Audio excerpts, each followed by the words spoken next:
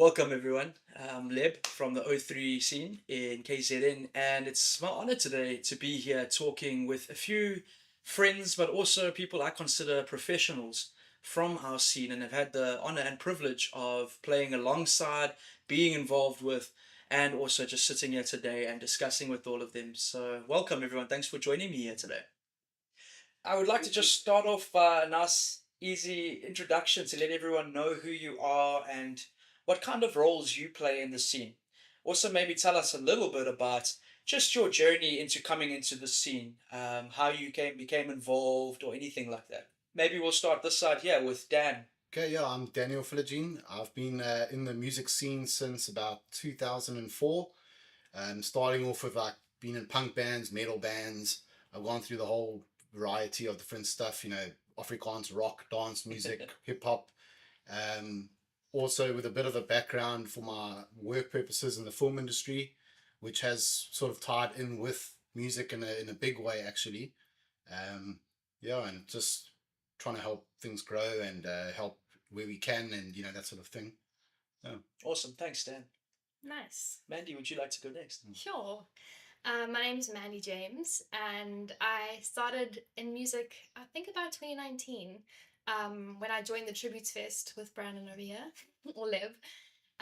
So I'm kind of newish to the scene compared to the two men sitting next to me, who have been in the scene for like years and years. Um, but yeah, I also work in marketing, and I think that's kind of what I bring to this discussion, I assume. So I have a degree in marketing, and it's kind of what I do in my day job. And I help run events with a few different people in the band and Lab as well. And kind of just help with the social media and the marketing. And I'm also in a few bands myself. I'm in Sons of Shem and I'm in Fate. Yeah. Awesome, thanks, Mandy.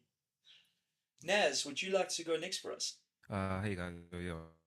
Thank you firstly for having all of us here. This is such an honor and a privilege to be a part of this. And yeah, I basically started, or I'm the founder of Sledge Underground podcast, and I founded that in 2016, and I've sort of been trying to grow it since. And yeah, in terms of like the band space, I've been in a couple of bands, but probably the most prominent one would be Thorns of Ivory, which is still going at the moment. So yeah, that has been my involvement since maybe before, a little bit before Sledge Underground started with other bands, but at the same time, these would be the two main things that I'm doing since maybe 2016 or so. Great. Good to have you with us, Naz, and your amazing voice in this place. You can tell who's the podcast here. Skippy, maybe you can tell us a little bit about yourself, bud. Hey guys, how's it going? Thank you so much for having me. It is also an honor and a privilege to be amongst you guys. Yeah, I'm Sielela Kupega, also known as Skippy. I feel like the middle child in this thing. Like I've been in the music scene since I think like 2014ish or so. Uh, I used to work at the music shop at Marshall Music Midlands, so that was my intro. So I started playing in cover bands, started experimenting with other bands, different rock bands, metal bands, or hard rock bands, country bands, and yeah, I'm currently playing with the famous band, the growing band, and also playing for the Maritzburg Caledonian Pipe Band too. So, but yeah, I just love playing music. I love expressing myself musically and meeting awesome people along the way. Yeah. Awesome, Skippy. Great to have you here as a friend and as a professional in the scene. And Evan. Thank you, man. Hey, what's up? My name's Evan. I'm from Evo Music, based in Maritzburg. I've been in the music scene probably since I was born, but sort of on and off for on and off for all the since about say 2000 or so, and then really got back into it seriously in about 2014 in sort of the general popular scene, and then just getting actually back into the grunge and metal scene and punk scene recently within the past few years when I ran into Leb again and a couple of other friends just before that. Yeah. Some of you might know Evo from the amazing brains behind the punk metal fest of Peter Maritzburg that we all still tell stories of today. So, as everyone's kind of alluded to, you're all here in different capacities. As much as all of us are musicians in the scene and are responsible in some way for putting forward the brands and the music and the style of our bands, we all also play different roles within the music industry itself. So, Dan here, like for example, an amazing with content, video creation, also branding. But Dan, you've also been involved in throwing some of your own events over the years, Yeah, haven't you? yeah. It's the event throwing has started like out of a necessity for our bands that I've been in. We kind of we've got a standard that we try to hold for our music, and I find that it's easier. You know, they say if you want it done right, do it yourself. You know, and that's kind of what I've just gone into. And I've had, you know, I've done sound engineering. I've got that history as well. So hosting the shows has kind of been a second nature to me for a long time now. Getting into the scene back in the day, you'd go to a gig, there wouldn't even be a sound guy there, and they'll be like, "Well, one of you guys sort it out," you know. And that's where I kind of developed a passion for it then. And yeah, and the events are fun, you know. And if you do it correctly, you can make it, you know, a really good event, and people would want to come to another one. Also trying to take it to the next level. You know, if you go to a venue and they don't have certain equipment, a stage or something like that, you know, I've physically built a stage myself. We've got our own lighting that we've invested in over the years to try and help with the shows, and trying to get sound equipment is still a big hassle, but there are ways around it. And if you are generating actual you know, money from the event, you can pay people to rent stuff, and you can afford it still. But obviously you have to have the right bands working with you in order to pull the crowds to allow the money to come in, which is a thing we're trying to grow as well in Durban, you know. Sure, sure, great. So you really bring to light what a lot of us struggle with, especially in the O3 scene, which is kind of at times developing. I mean, it goes through periods of being developed, but then a massive venue closes down, and that seems to create a lot of problems. So there's that DIY spirit that we find around KZN.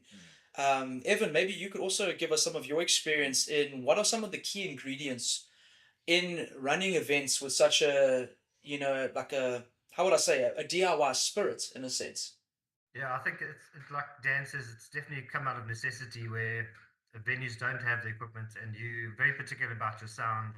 So you're running these events not just for yourself, but for other musicians where you build up the equipment. I remember starting with like I think it was a break drum with like a pipe in it, and then building up from there, or a mic stand. You know, that was like the first band. As the bush mechanics we were called.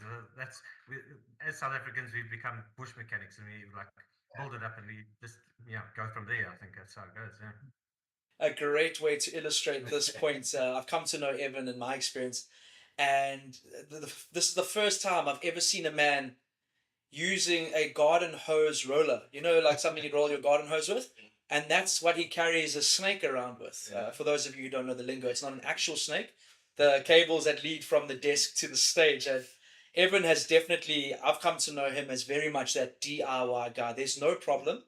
There's just resources and a way to put those resources together. So very much touching on what Dan is saying here about you just kind of got to get it done.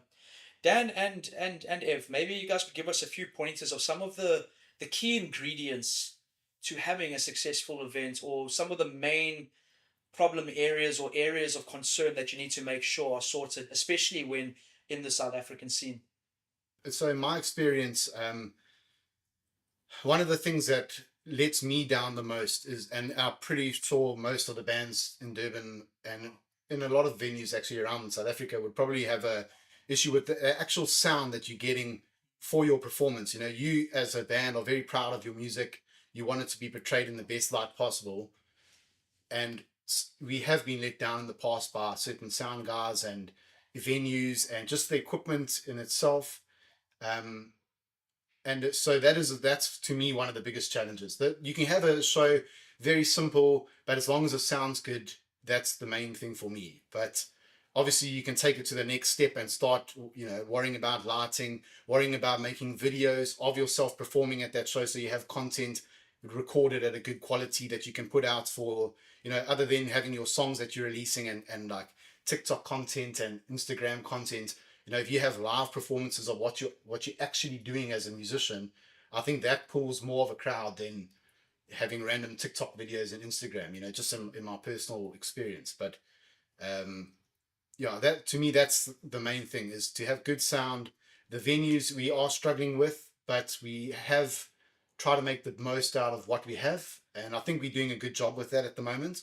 We are, in my bands personally, we're trying to look at new venues outside of the scope of where we normally play, so that we can start hitting different crowds and pulling a different target audience in, and in that way growing the band. At the moment, I might be wrong, but if you look at the collective scene of the alternative music in Durban, I think we're sitting on, like, on a regular basis, 300 to 400, 500 maybe people that would potentially come to a show in the alt scene. So, and that's on a good, like, the best night possible.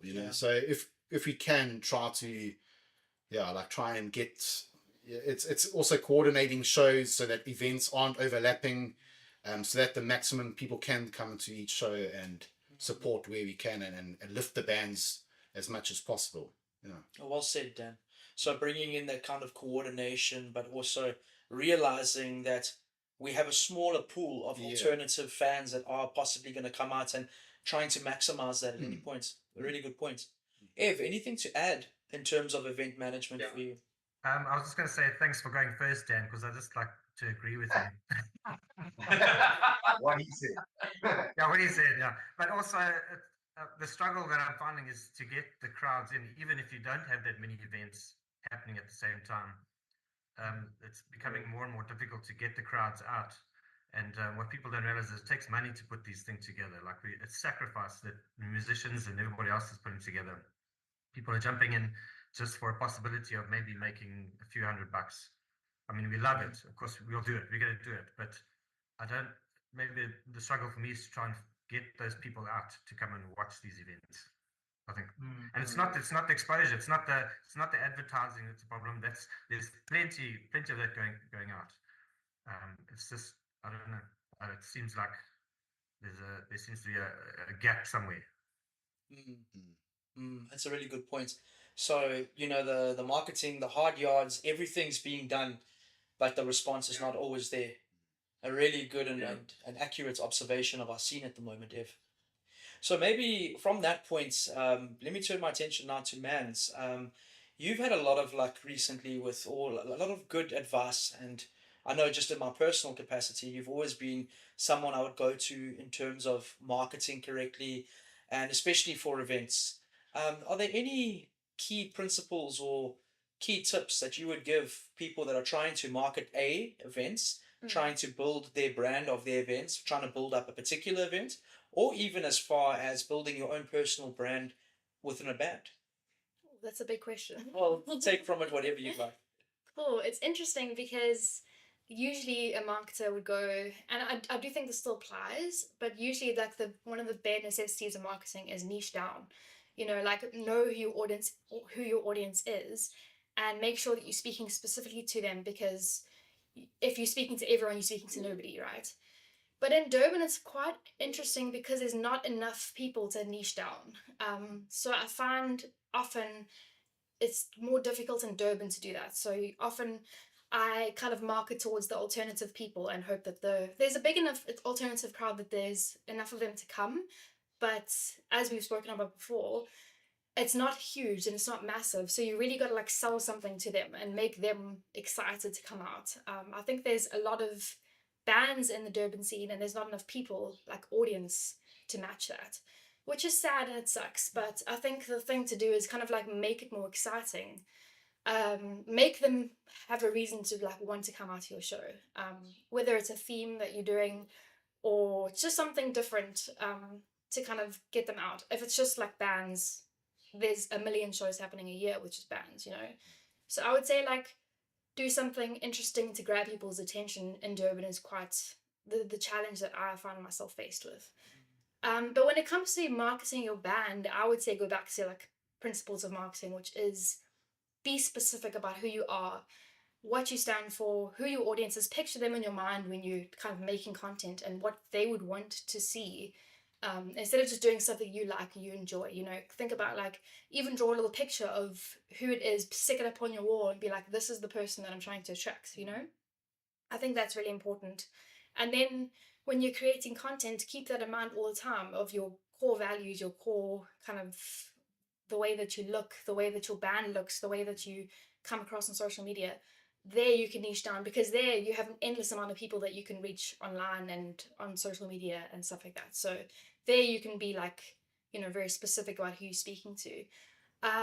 Yeah, and I would also say make sure that your content is, it's hard as a musician, but try and make it kind of uh, shareable, if that's the correct word. Make it have value to the people that are watching it, instead of just being like, hey, my name is Mandy and I make music. Like, who really cares about me? And because they don't know who I am. So make it something valuable. Even if you do something like, if this is you, drop a heart, or send this to a friend, or whatever. Like, those are some basic ways to kind of make your content more shareable. But again, niche down instead of just kind of speaking to everyone and hoping it lands somewhere. Yeah, those are some basic, like, things that I would say to keep in mind when you're marketing, from my perspective. Yeah. Amazing. Thanks, Mans. I really appreciate that. Actually, you touched on quite a few things there, and I'd like to go back to that point of, niching down, but also staying true to your brand. And that's something I've had a lot of really interesting chats with Naz about, actually. And Naz, who I consider quite successful with the branding of Sludge Underground, which has become a huge brand, Mm. something that's not just KZN, but South Africa is really proud of. Naz, maybe you could weigh in here a little bit in terms of, branding whatever it is that you're involved in the music industry. Yours is a podcast, but you've also, got your band. What are some of the key things for you in terms of branding or niching down? I'd like to echo what Evan was saying earlier about Dan there. Glad that Mandy started that off, because I also pretty much echo similar sentiments to what she said. But she was absolutely right in terms of, just knowing what you are as a brand, like what the whole aim is, and just stating that clearly, just for people to know exactly, what's going on. You want to sort of have like a focus, and not necessarily, I mean, have this understanding that it's not going to be for everyone, and that's okay. And that the people that do come through are the people that you're making the stuff for. So that also plays into it being very consistent as well. Consistency is a very big one, because it's sort of like you might look at numbers, for example, and maybe get discouraged if the numbers are low, but it's about just focusing on those people actually coming through to a point that they know what to expect from you every time they come back. So you don't want to put something out today and then, like, for a particular audience, and then the next time they come back be talking about something completely different, because then you might have lost them.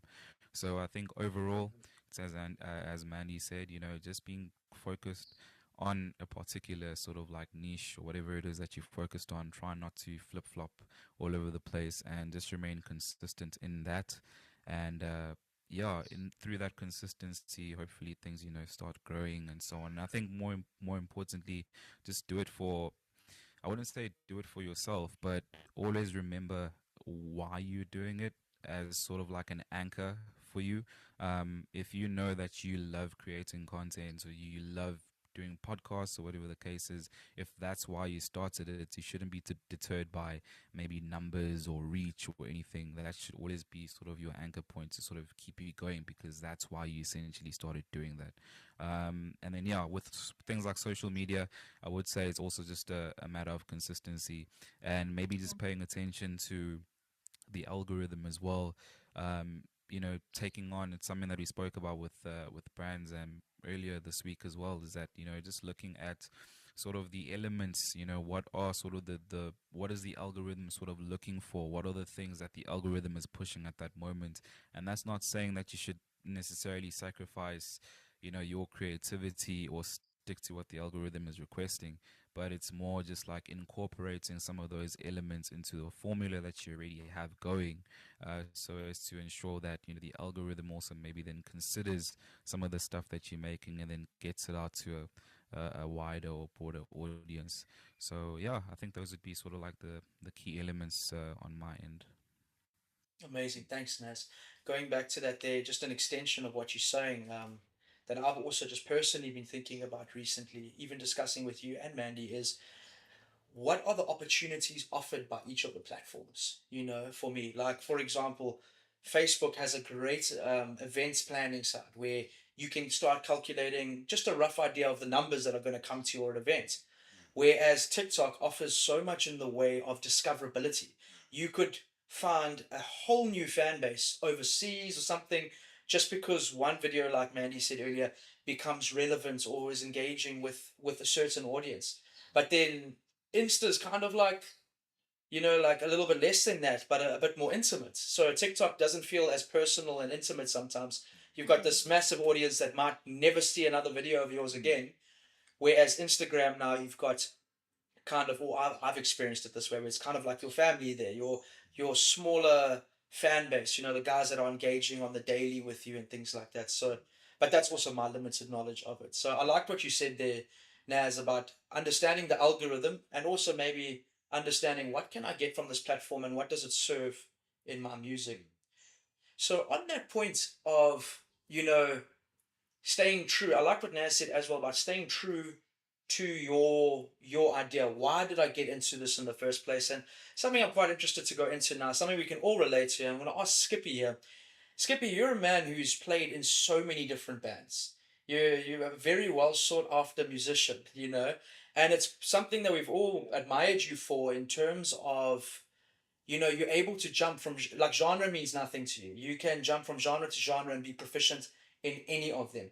I wanted to ask you as a musician, how do you like weigh up these different genres? How do you jump from like all these different projects but still maintain your passion for the individual brands or like Naz said, what you got into this for doing initially? I think in a situation like that, for me, it all came back to growing up. Um, luckily, for me, in my household, for us, we were blessed, with music all the time. And by doing that, I started learning different genres, different tastes based on everyone's attitude or everyone's different opinions.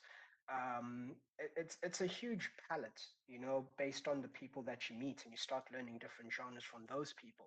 And meanwhile, you are taking in everything bit by bit, genre by genre, style by style. You learn what this person's about, what that person's about, based on certain expression. And by doing that, and when I join a band or when I'm helping out in a band, they say this is what we play, this is our style. And for me, it goes by like, am I familiar with that style?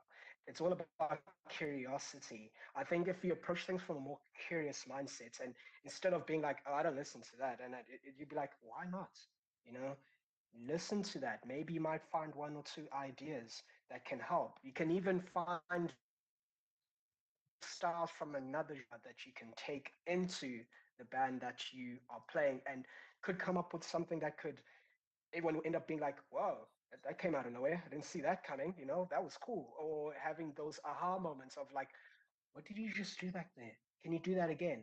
So it's one of those things that I carry with me when I carry from band to band. I just explore. I'm just curious what that band is about, and exploring like what style they play, and then I learn how to adapt myself into that sort of style. It's just by listening to different genres and adapting yourself and see where one can fit in this instance.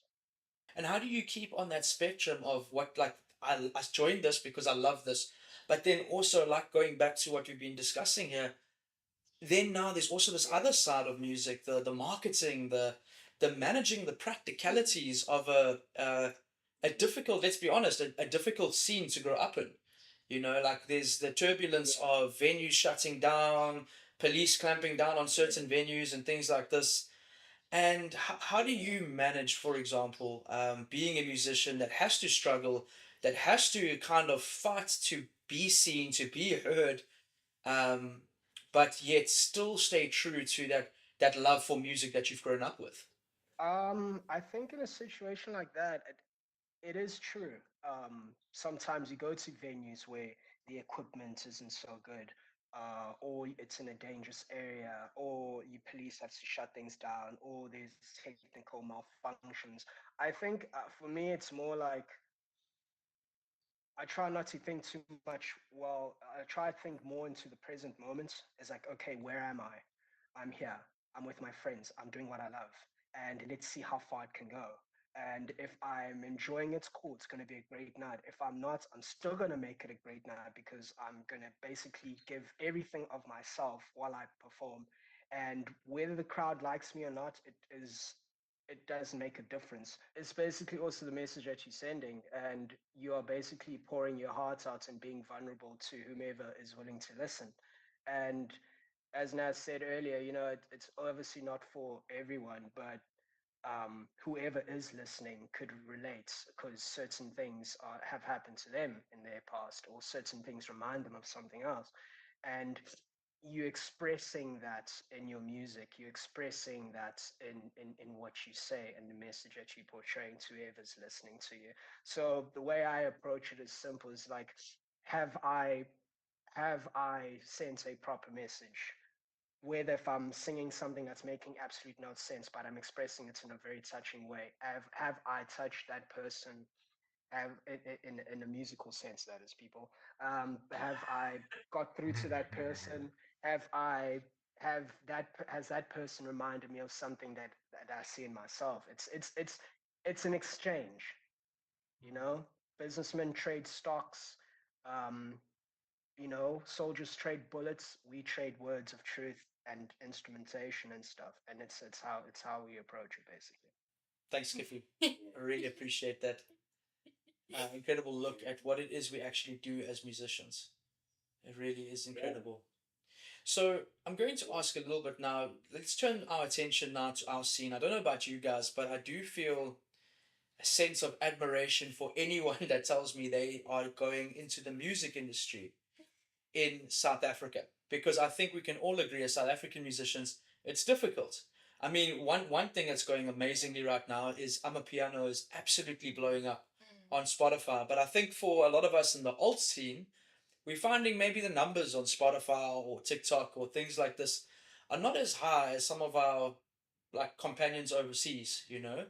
So I would like to turn a little bit more of a look locally, and even more locally than just South Africa. Maybe we can start with the history of the scenes as seen through the eyes of people that have been there. Evan, maybe you can go first with a little bit about what is the history of the PMB Howick music scene been like for you? The scene that when I started in it, more enjoying it than playing it actually. There were a few venues around, and it was more commercialized than smaller local bands playing. There weren't a heck of a lot of bands. I mean, I grew up in the days of Rapaho and Squeal and all those guys from Durban that used to come and play here. Also, obviously, went to Durban and watched those. I don't know how old Dan was at that stage, if you ever saw those guys. But there were a few venues, and it wasn't huge. It wasn't a big scene, but I always felt like I wanted more. Like there always needed to be more for me. And I think I only started to get to that point where I'm excited about the scene now, like coming back to the present now, where there's smaller bands coming up, musicians are coming up, in I think us as more experienced and older musicians and event holders, we need to um, give these people as much support as we can, so that the scene doesn't die. Because that's what happens. The musician will get into it and they'll be like, "Oh, this is like I'm not getting any worth. I don't feel like I'm doing anything out here, or nobody's listening to it." So as long as we can support those younger musicians, I think that's the scene will grow. Um, that's looking to the future now. Just supporting musicians and trying to get the venues. I mean, I think there are venues. We just need to approach them and sort of change it to be part of the scene, as with anything, I think. So you can find a venue that might be dying right now, but it might be huge later on in the scene. So yeah, I think that's from my perspective. Yeah. Spoken like a businessman too, of like, what is the potential of this? Not what is it now, what could it be? In terms of venues and scenes. That's really, really powerful stuff, Evan. And hopefully venues that see the worth of bands as more than just a burger and a beer. For If we're lucky. Yeah. Thanks, Evan. Maybe Dan, maybe you could share a little bit about the Durban scene, Yeah, and what you've seen over the years. yeah. So as I said earlier, I started playing in the scene in about 2004. I started my first band when I was 17, and I think our first show was at the Winston pub, and obviously that's held a, it's a place that everybody in the scene will remember for as long as they can, and at back then I felt that there was a strong scene growing up. Obviously it's a bit influenced in just when growing up and seeing things change and stuff like that. So it's difficult to exactly say without the proper statistics and stuff. But there, to me, I'd go to the Winston on a Friday night, even a Wednesday night. They used to have events there. It was always packed with people. People would be supporting bands. The actual scene itself had probably 10 times more bands than we have at the moment. And I think that was obviously adding to why there was that amount of support. As the years went by, we had Live, the venue, which was an amazing place. Best sound that we could have ever hoped for in Durban. The equipment was amazing. All the guys were super professional. But as we know, they had dramas and they had to end up shutting down, and we lost that venue. And around that time as well, it almost felt like DJing became a more popular hobby than music, and a lot of bands were ending. A lot of guys weren't even pursuing music anymore. They were learning producing and DJing, and hip hop and dubstep and drum and bass and all of that sort of genres came up, and that was. I felt, I don't know. I also kind of stepped away from the scene for a couple of years just with work and stuff like that. Um, and when returning, maybe about 4 or 5 years ago now, there is definitely a change.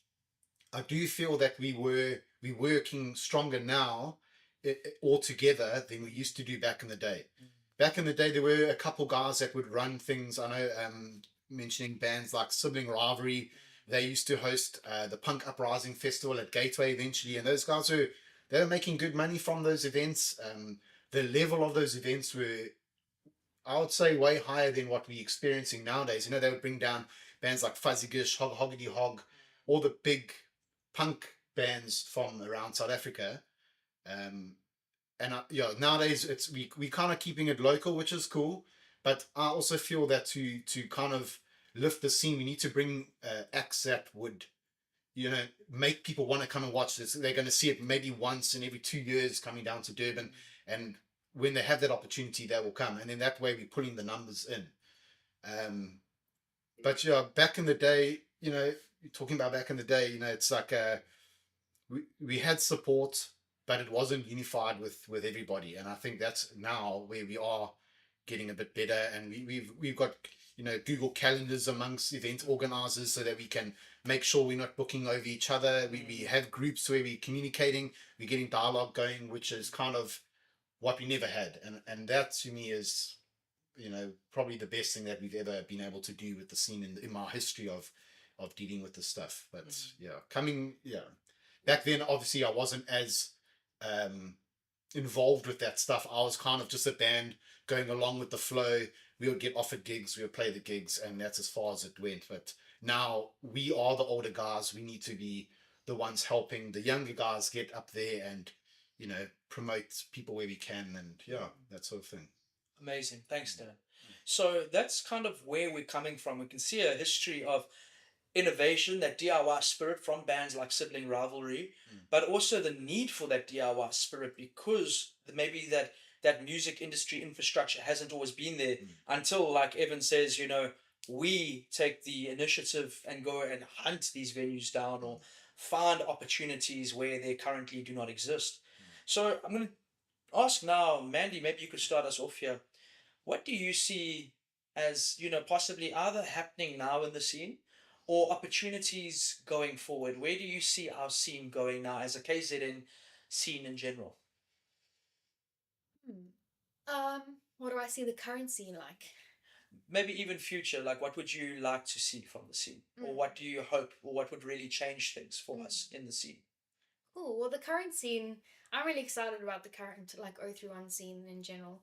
I feel like there's so many new media people that I've never seen before this time, like Sludge Underground, like Polar Panda, like My O3, our O3. There's so many of them that are kind of just doing stuff for the love of music and for the love of getting bands out there, and that's really really cool to see. And I feel like we do have a bit of a resurgence at the moment, which is really really exciting.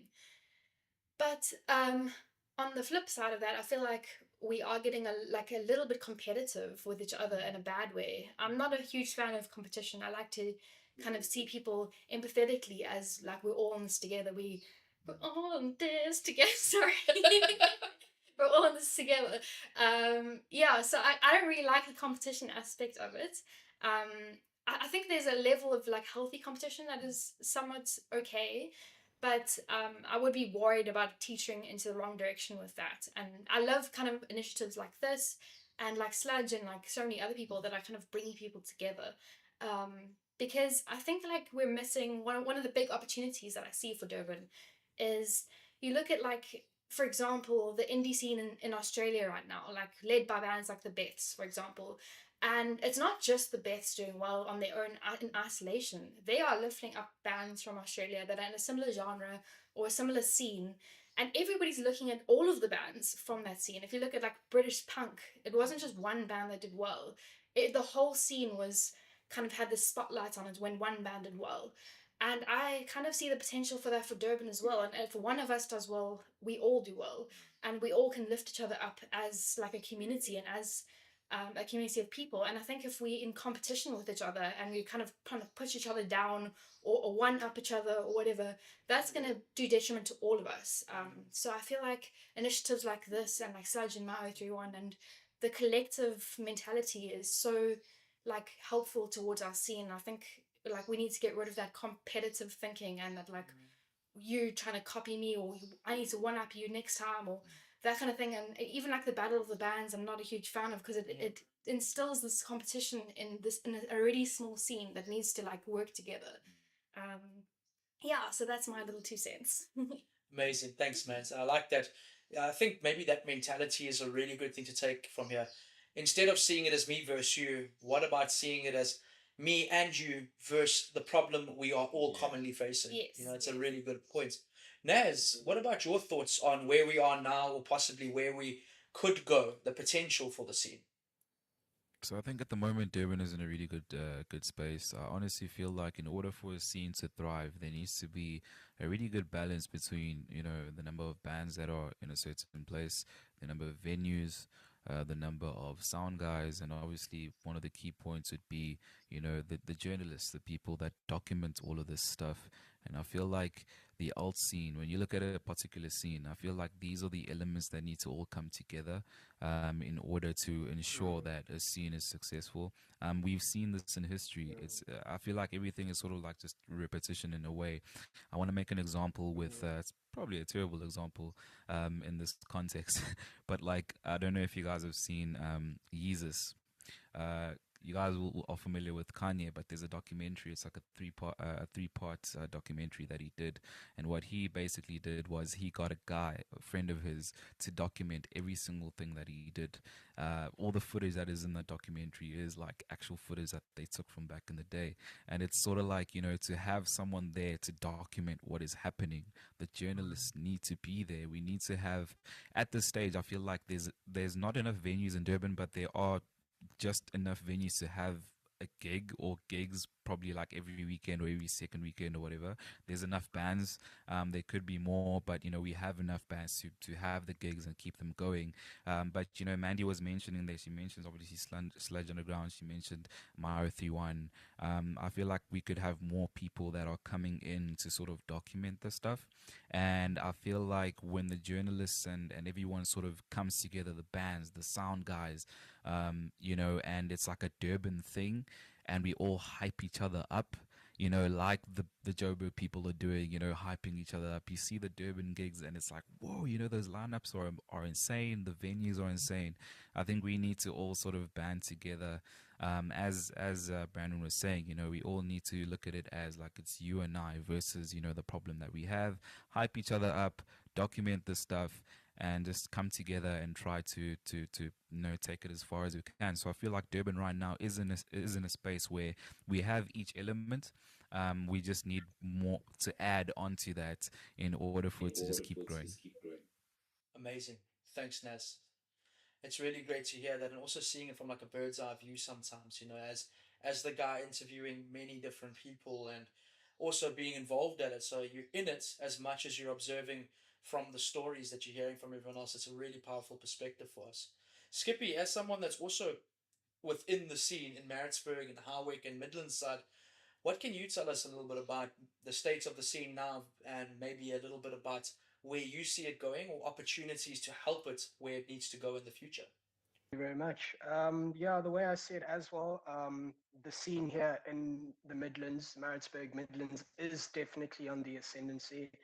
Um, as Evan mentioned, back in the day, our in Durban, the mecca of it all in terms of bands was the Winston. Down here or up here in the Midlands, we had Red Door. So Mm, these were the venues where we always cut our teeth. This is where we all started performing, and this was also the venues where big bands would come. Like we've had the likes of Fokov Polisikar come over. We've had the likes of Funko Cartel come over. Albert Frost, Dan Podlansky, um, gangs of ballet, and venues like this was like basically the only venue left at the time. And when it sort of shut down, it sort of made the scene die with it, um, mm, which was really really sad. And over the years, obviously now everything is starting to pop up again. I mean, we have the likes of Myth for the crowd who still want a live vibe but a lot more chilled. There are venues like Shroom Farm up on the scene. There's the Vern in Howick. I mean, we all know what happens at the mm, Vern. And it's such a venue where it gives that mm, sort of that Red Door spirit. mm, There's the Alan Wilson Show Hall, definitely, that can host amazing events. And it all things from that rose from the ashes of like the Red Door scene, have now spread all over the Midlands, where venues can be erected, where you can start doing events, and also catering to your sort of taste, and I fully agree with what Man said. It is all about banding together. If I make a comparison, like even though I don't like doing comparisons and stuff, like if you look at the Seattle scene in the early '90s, where bands would know each other, big bands would know each other on a personal level, kind of like you and I. Bands like Pearl Jam would know Foo Fighters, would know Nirvana, would know. They're like, yeah, I saw these guys last week. Yeah, I just had a beer with this guy. If you go back even further, like in the London scene, Rolling Stones, Eric Clapton, Cream, all those bands all knew each other in the scene, and they all supported each other and not cuts each other down. And it's as Mandy said, like if you go do well, we do well, and the support mm, system is very very good, and it's very very much needed. As you know, there are a few big bands, in the scene in Maritzburg. Evo, for example. I mean, I mm, always love seeing those guys. And the Undaunted, and Painting So Severe, and who else? Woodgate, and Band, So bands like these are on the ascendancy, and it's such a small town like ours. Support like this for each other is almost vital, and we're not a very large town. And as much support it's very, very much needed. And I see that happening in the future. It's already started with my O33, with obviously the social media platforms and all that kind of stuff, proper marketing. I mean, we can definitely take a page out of the Durban book as well in terms of events and stuff. Definitely, Evan is doing wonders with such events like that. So definitely keep it up, Evan. Abu. Um, and and stuff like that. And definitely, I feel it should be a joint collective. I feel there also should be big events that could lead to festivals. There used to be massive festivals in Durban and Maritzburg back in the day. I think the biggest thing we have here is like what splash event. If we can have something that could get to that level where you can bring big bands down and bring mm, them to these venues, and that could also give uh, a reason for people to come down and listen and stuff, and even to help them promote, but also that can definitely happen. We have the capacity, we have the wants, we have the need, we have the support system. I feel that can be done. And in closing, I'm going to use a very controversial metaphor here. All of us from the KZN scene know the mighty cockroach. I feel like the old scene. I'm sorry, I can't take it. Just go from the in closing part again. So, in closing, I'm going to use a controversial metaphor here. The old scene is like the cockroach. We all know the cockroach. It does not die. No matter how many times you step on it, if you try to drown it, it doesn't die. We are the old scene and we do not die. We will always be around. So, at the moment, you guys have brought up some really good points today. One of the big trends is that KZN does this sometimes and then it goes down. We are more than just the venues that, once they close, pulls the whole scene down. It's the fans, it's the bands, it's the people. If you're watching this, we're talking to you, the people, today. What are we all going to do about this? Is this just another ebb and flow that we're going to go through? Or is this momentum that we are going to use to carry us into a trajectory for KZN and even South African music that we all deserve? If you're not sure how, reach out to me, Leb, Ma03, R03, or Sons of Shem, whatever platform you prefer. Reach out to us and let us know the skills and talents that you can bring, because we need everyone. It's not just about relying on the short venues we have or the small, overburdened event organizers that we have. It's about coming together, like Mandy said, coming together in that spirit of camaraderie. And what do we all do together? We haven't seen this collaboration much before. What are we going to do with it now? What part are we all going to play? Thank you to my incredible panel for being with me today. It's been absolutely amazing speaking with such professionals in the scene. Thank you, everyone.